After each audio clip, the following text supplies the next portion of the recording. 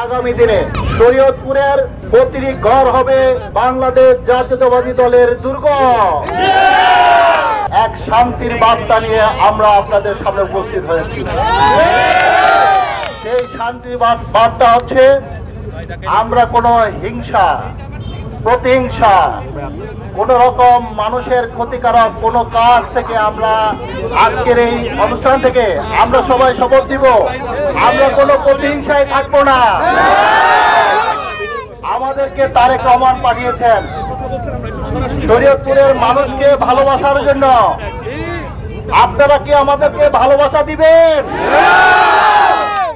কোন প্রতিহিংসার বশবর্তী না হয়ে আমরা মানুষের কাছে, বিশেষ করে শরীয়তপুরের এই জাজিরাবাসীর কাছে আমরা দায়িত্বহীন করতে বলতে চাই, ইনশাআল্লাহ আগামী দিনে শরীয়তপুরের প্রতিটি ঘর হবে বাংলাদেশ জাতীয়তাবাদী দলের দুর্গ।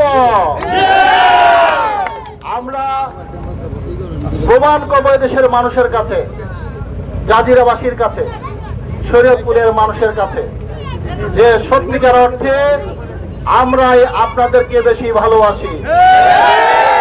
আমরা আমাদের উন্নয়নের মাধ্যমে আমরা শরীয়তপুরের সকল ভাই বোন সবাই মিলে আমরা মানুষের মা বোনের ইজ্জতের সম্ভ্রমের গ্যারান্টি দিয়ে আমরা প্রমাণ করব আমরা শরীয়তপুর জাজিরাবাসীকে ভালোবাসি।